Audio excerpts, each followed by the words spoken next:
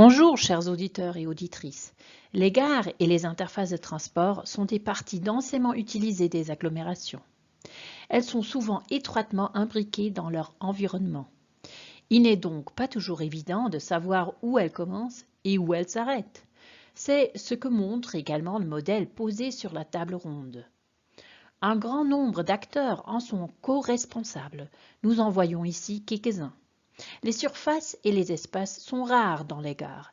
Il est donc particulièrement exigeant de coordonner leur utilisation en continu et à long terme. Les plans d'affectation des gares sont un instrument qui a fait ses preuves dans de nombreuses gares. Ils font l'objet de notre présentation.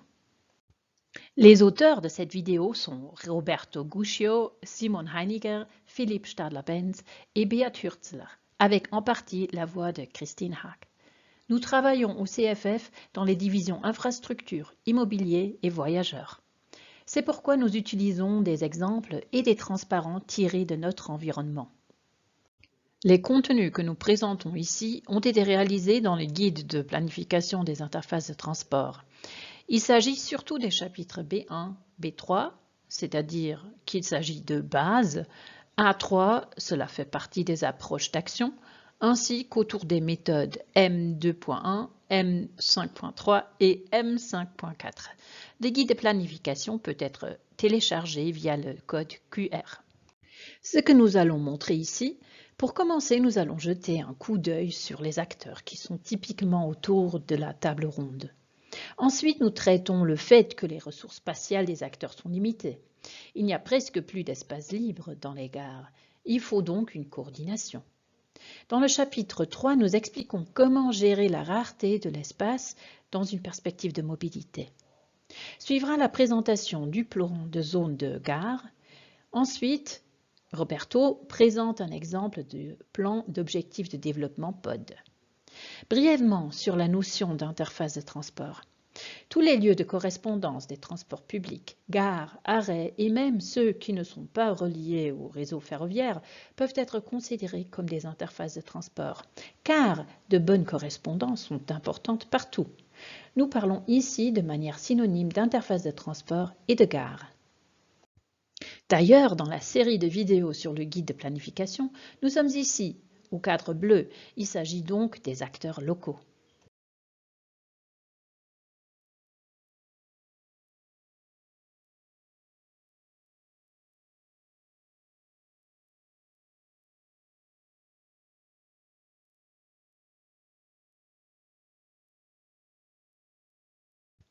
Nous passons au chapitre 1, la table ronde des acteurs.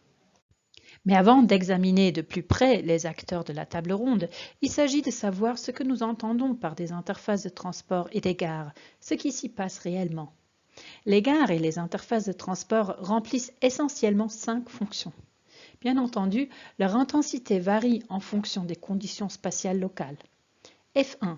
Les interfaces de transport relient les zones habitées au système ferroviaire. Elles font en sorte que l'on puisse monter et descendre du train à un endroit donné. Peut-être pas pour tous les trains, car tous les trains ne s'y arrêtent pas dans tous les endroits. F2.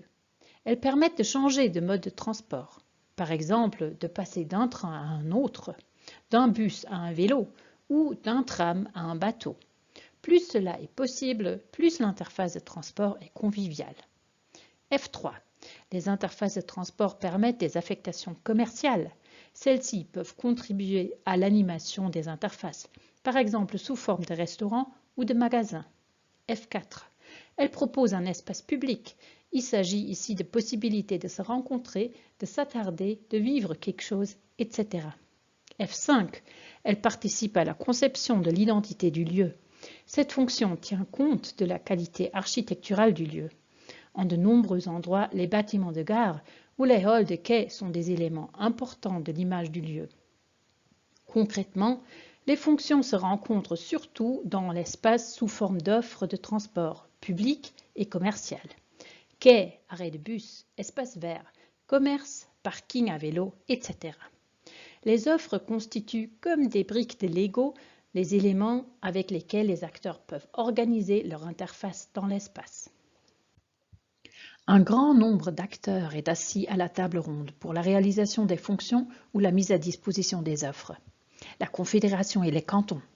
Ils fixent un cadre pour le développement des interfaces de transport et créent des liens avec des concepts régionaux ou nationaux. Ils sont représentés directement ou indirectement dans les processus de planification locaux. Il est plutôt atypique qu'ils soient eux-mêmes à table. C'est pourquoi ils n'apparaissent pas ici. Les gestionnaires d'infrastructures de transport public, pour eux, l'accent est mis sur les infrastructures de train, de tram et de bus. Ils accordent une importance particulière aux différents arrêts, par exemple quais ou bordures d'arrêts de bus, ainsi qu'aux chemins entre ces derniers. Les communes d'implantation, elles assument différents rôles. Par exemple, elles planifient les transports, y compris les réseaux de chemins piétonniers et de pistes cyclables. Elles mettent également à disposition des espaces de mobilité, de loisirs et de détente, commandent des prestations de transport public, acquièrent des terrains et prennent soin de l'image du lieu. Les fournisseurs de mobilité, il s'agit des entreprises de transport ferroviaire, des fournisseurs de services de bus et de tram et, de plus en plus souvent, des fournisseurs d'offres de partage. Propriétaires fonciers immobiliers. Il peut s'agir de propriétaires fonciers publics ou privés. Les grands locataires peuvent également participer aux planifications. Associations et groupes d'intérêt. Ils apparaissent notamment lorsque les usagers s'organisent pour que leurs intérêts soient directement représentés dans les processus de planification. Ces acteurs représentent une multitude d'intérêts, propres, communs et systémiques. Il est particulièrement utile de prendre conscience des potentiels communs et systémiques, c'est-à-dire de ne pas se focaliser uniquement sur les potentiels de conflit, mais aussi sur les potentiels de synergie. Le chapitre 2 traite de la pénurie des ressources spatiales. Placer les éléments modulaires et les offres, concevoir des réseaux de chemins, c'est ce qui intéresse les acteurs. Nous jetons un coup d'œil à l'interface de transport de Bern-Wankdorf. Vers la gauche, on se dirige vers la gare centrale de Berne. Vers le haut, à droite, en direction d'Olten et de Lis. Vers le bas, à droite, en direction de Langnau et de Thun. En haut, au centre, on peut voir les immeubles de bureaux. En bas, au centre, un arrêt de tram et de bus. Comme liaison entre les deux, la passerelle ainsi que les quais et les toits des quais. En discutant ensemble et en se mettant d'accord sur l'emplacement de leurs offres, les acteurs façonnent directement et indirectement le réseau de chemin pour les personnes et pour la logistique. C'est pourquoi il est essentiel d'avoir en même temps une vue d'ensemble des offres et des réseaux de chemin pour les rendre accessibles. Pour aller plus loin, la vidéo sur les chemins pour les interfaces de transport adaptées aux besoins et conviviales est à la disposition. La diapositive suivante montre comment les discussions et les accords des acteurs peuvent être documentés. Voici un extrait d'un plan d'objectifs de développement POD datant de 2019. Sont également pris en compte, encadrés en violet, une future nouvelle bordure de quai et le passage souterrain projeté à l'époque. Ce plan d'objectifs de développement POD montre du point de vue des acteurs l'emplacement des offres si la nouvelle bordure de quai et le passage souterrain étaient construits. Ce POD montre donc un avenir possible et souhaitable et peut servir de base à des études et des planifications plus approfondies. Et il sert aussi à réserver et à libérer à temps les surfaces qui pourraient être nécessaires à l'avenir et à prévoir éventuellement une utilisation intermédiaire pour celles-ci. Sur cette diapositive, nous ne sommes pas au Wankdorf, mais en Suisse orientale. C'est une visualisation qui montre les chemins des piétons, du transport individuel motorisé et des transports publics. Les différentes nuances de vert indiquent différents moyens de transport. Les croisements de chemins peu pratiques et peu sûrs sont encadrés de rouge. La qualité du réseau de chemin est un facteur décisif pour les usagers, déterminant pour qu'ils utilisent l'interface de transport et pour leur sentiment de bien-être. Il ne faut pas non plus oublier l'importance du réseau de chemin pour la logistique, pour la gestion quotidienne, mais aussi pour l'entretien, la rénovation et les chantiers en général. Les plans d'affectation de la gare existent sous forme de plans de zone de la gare avec focalisation sur la gare au sens strict. Nous les verrons au chapitre 4. Il existe également des plans d'objectifs de développement de la gare qui prennent en compte les développements à moyen et à long terme dans les environs. Roberto Cuscio montrera l'exemple de Sion dans le chapitre 5. Mais tout d'abord, regardons du concret dans le chapitre 3. Bonjour. Dans cette séquence, nous essayons de relier le plan à la réalité. Nous adoptons pour cela une perspective de mobilité. Comme mentionné dans l'introduction, les gares et les interfaces de transport remplissent essentiellement 5 fonctions. Nous nous concentrons maintenant sur la deuxième fonction. La fonction permettre le changement de mode de transport et essayons de faire passer la gestion des surfaces de mobilité du plan à la réalité. Malheureusement, les interfaces de transport réelles ressemblent souvent à cela. Le stationnement sauvage est pratiqué lorsque les installations de stationnement nécessaires font défaut, que les installations sont saturées ou que leur emplacement n'est pas suffisamment attractif.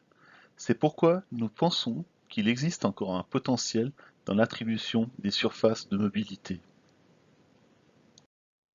Il est important de connaître la part modale afin de pouvoir dimensionner en conséquence les surfaces de mobilité. C'est-à-dire que les éléments modulaires d'un pod, la part modale est la base pour le développement d'une proposition pour le dimensionnement des installations. C'est le point de vue du trafic et nous savons que d'autres facteurs comme les besoins de la politique locale jouent également un rôle dans l'attribution. C'est pourquoi il faut encore s'attendre à des ajustements. Le thème de la répartition modale est également abordé dans la présentation chemin dans les interfaces de transport adaptées aux besoins et conviviales. Une comparaison entre les superficies dans la situation existante et la part modale actuelle peut ouvrir les yeux pour la discussion avec la commune sur les surfaces de mobilité. À gauche, nous voyons quelle part de la surface est utilisée pour quel moyen de transport. À droite, la part modale actuelle. La comparaison des deux graphiques ne porte pas de jugement de valeur, mais montre souvent qu'utilisation des superficies et part modale ne correspondent pas. Comment nos clients arrivent-ils en train? Souvent, on constatera un déséquilibre. Nous sommes d'avis que comme pour la pyramide alimentaire, il faut une pyramide pour l'attribution des surfaces de mobilité aux interfaces de transport. Voici comment elle se présente actuellement chez nous pour les raisons suivantes. Environ 55% de nos clients se rendent à la gare à pied, de manière la plus durable qui soit, en utilisant le moins de surface et d'énergie. La moitié des trajets qu'ils effectuent se situent entre 500 mètres et 3 km. Environ 14% de nos clients se rendent à la gare en bus, en carte postale ou en tram. Environ 5% de nos clients viennent à la gare en vélo. Tout comme les piétons, ils n'ont besoin d'une petite surface et peu d'énergie pour se déplacer. Une forte augmentation est attendue chez les cyclistes. En moyenne, les distances parcourues avec un vélo électrique sont même légèrement plus importantes que celles parcourues en bus ou en carte postale. Et les distances parcourues à vélo sont légèrement plus importantes que celles parcourues en tram. Les points forts des transports publics à la demande résident surtout dans la desserte fine des quartiers. Les liaisons tangentielles et les heures creuses, nous attendons également à une expansion dans ce domaine-là. Dans le contexte des véhicules autonomes, les places de dépose minus peuvent devenir intéressantes à l'avenir en tant que possibilité de transfert. Les places sont déjà utilisées par 4% de nos clients. Une voiture utilisée en autopartage remplace jusqu'à 11 véhicules privés. Avec la micromobilité partagée, ce sont surtout les déplacements à pied, vélo ou transport public qui sont substitués à court terme, et les trajets supplémentaires sont également générés. Mais à plus long terme, la micromobilité partagée peut constituer un complément utile à l'offre de transport public. Par exemple aux heures creuses, en cas de déficit de desserte ou pour les trajets tangentiels. Enfin, environ 3% de nos clients garent leur voiture à la gare, 30% des trajets étant inférieurs à 3 km. La plupart des automobilistes est surtout élevée là où la desserte pour les transports publics est faible.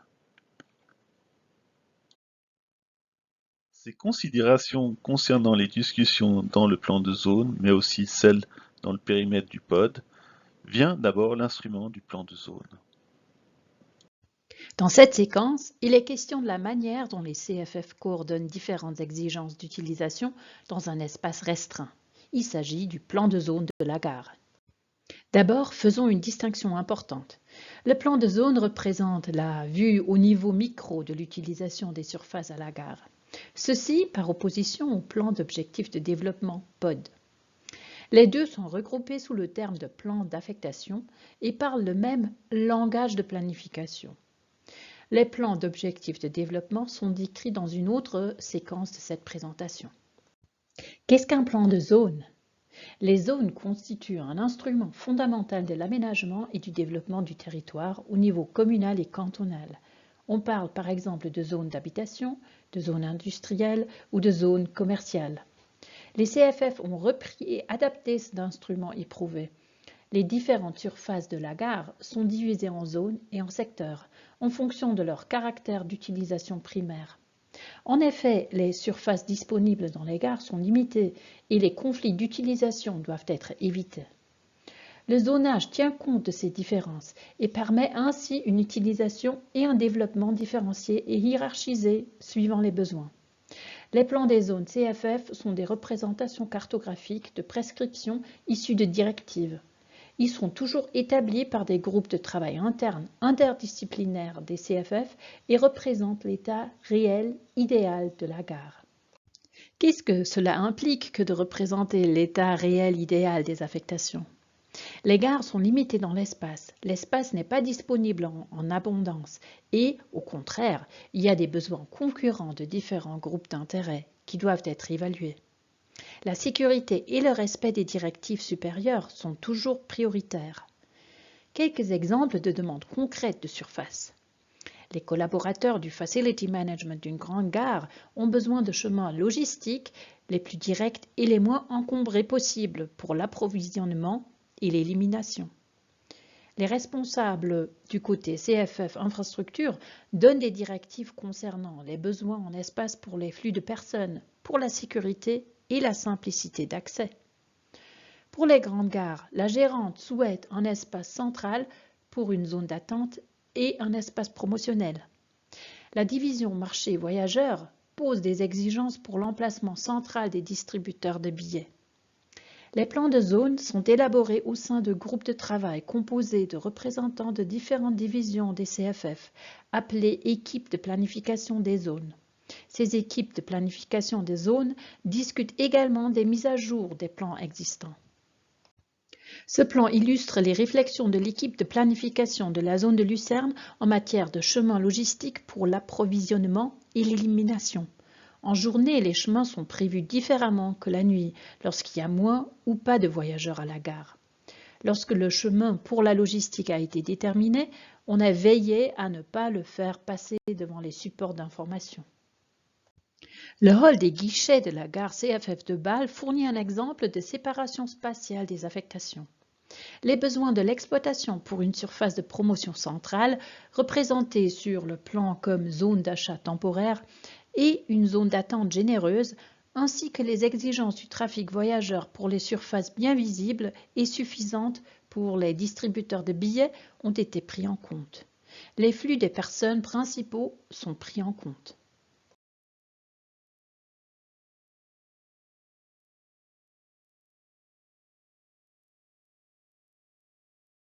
Le troisième exemple montre la force du plan de zone en tant qu'instrument de recensement et de résolution des conflits liés à l'affectation des surfaces. Sur le plan, celles-ci sont représentées par des cercles pour les zones de conflit et des flèches pour les solutions proposées. Si par exemple des éléments se trouvent trop près des accès au quai, ils doivent être déplacés. Le plan de zone sert ici de référence lors des placements et de base pour la résolution des conflits. Voilà tout sur le plan de zone et je passe le relais à mon collègue Roberto pour une introduction au monde des plans d'objectifs de développement. Les plans de zone permettent donc aux acteurs de coordonner entre eux l'utilisation des surfaces et des espaces dans la gare. Les plans d'objectifs de développement, POD, se concentrent sur les surfaces, les espaces, les bâtiments et les réseaux de chemins autour de la gare. Ainsi, j'aimerais maintenant illustrer mon propos par l'exemple de Sion. Le but de cette présentation, qui est simplifiée, est de vous montrer la diversité des points de vue et regards à apporter à cette analyse urbaine d'une gare de catégorie moyenne. Cette diversité de perspectives vient surtout du fait que beaucoup plus d'acteurs sont concernés que pour des plans de zone. En effet, les surfaces autour de la gare ou des gares appartiennent généralement aux communes, parfois aux cantons et parfois à des propriétaires fonciers privés. Le déroulement du POD. Le POD est un instrument élaboré dans le cadre de workshops qui permettent la coordination de tous les groupes d'intérêt dans et autour d'une gare. Il se déroule en 3 ateliers. Atelier numéro 1, les besoins internes sont connus. Atelier numéro 2, les besoins internes sont communiqués aux acteurs externes et sont complétés par leurs besoins externes. Les différentes utilisations sont localisées.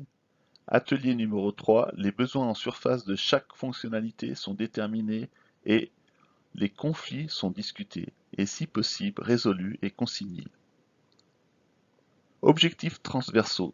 Apprendre à connaître les acteurs, développer une compréhension commune du lieu, exposer mutuellement les intérêts et les projets, et présenter les conditions cadres, rassembler les exigences futures, identifier les conflits futurs.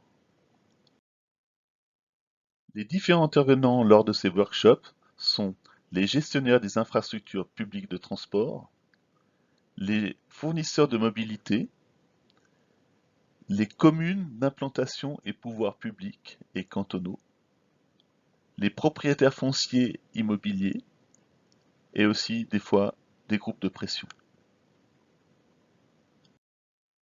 Pour commencer, nous partons d'une situation le plus large possible qui montre le contexte dans lequel est inscrit la gare. Ici, nous trouvons le plan de la situation générale.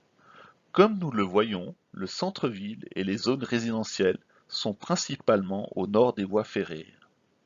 La barrière physique du Rhône, avec peu de franchissements, se trouve au sud. D'ici 3 à 4 ans, la construction d'un nouveau collège qui pourra accueillir environ 1100 élèves va occuper l'est du site, indiqué par le point 1. Cette nouvelle école, ou plus précisément le nombre d'élèves, peut avoir une grande influence sur le réseau de chemins à l'est de la gare et bien sûr sur les passages souterrains et les quais de la gare. Nous continuons avec le point de vue des transports publics locaux et régionaux. Nous voyons qu'il y a 4 lignes urbaines et une large offre de réseaux régionaux avec une fréquence majoritairement à l'heure.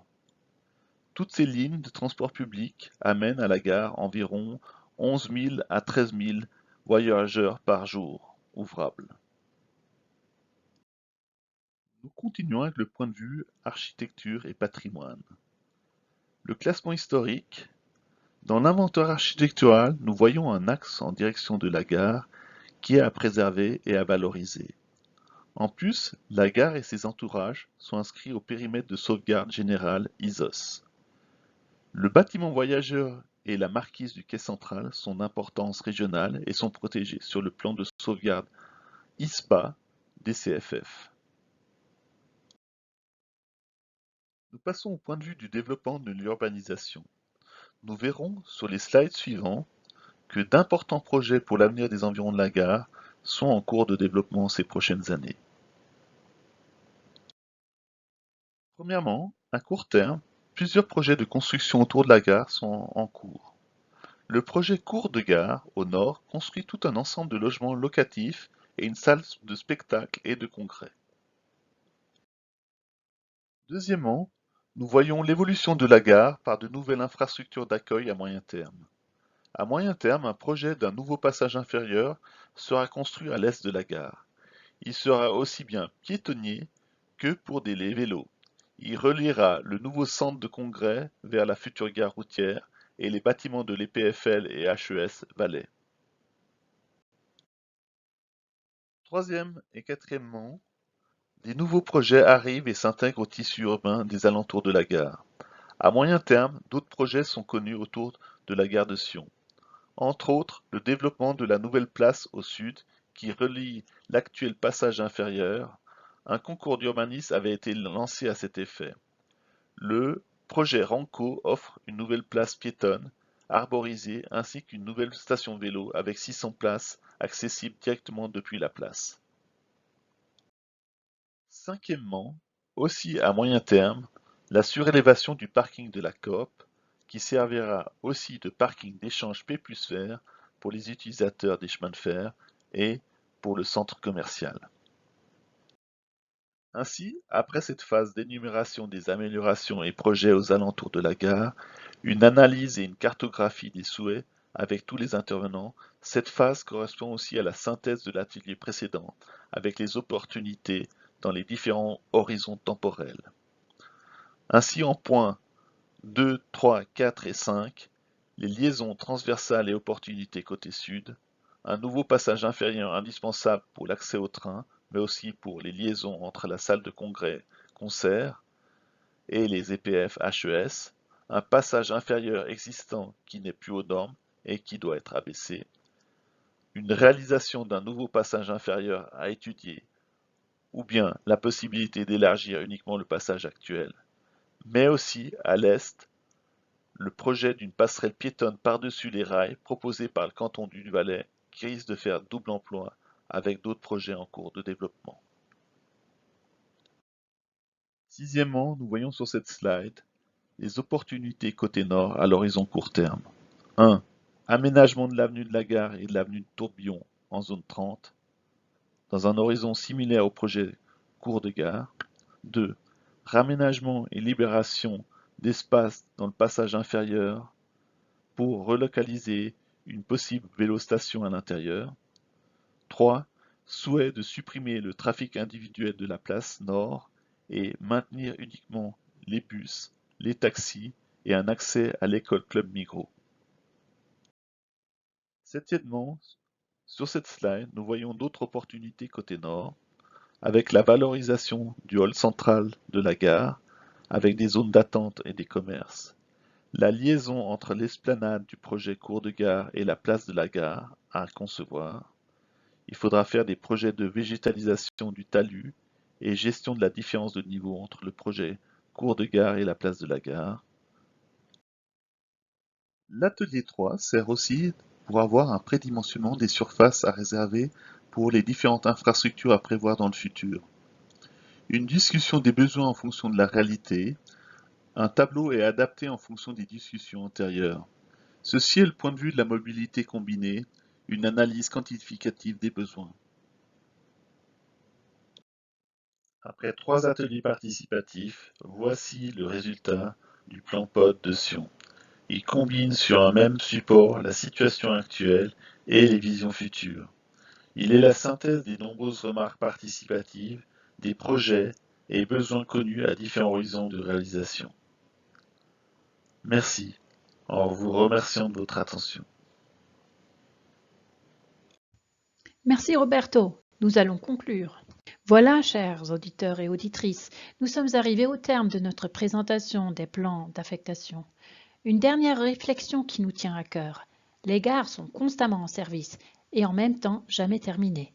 La coordination entre les acteurs est donc une tâche permanente. Les plans d'affectation remplissent au mieux leurs objectifs lorsqu'ils sont mis à jour régulièrement et selon les besoins.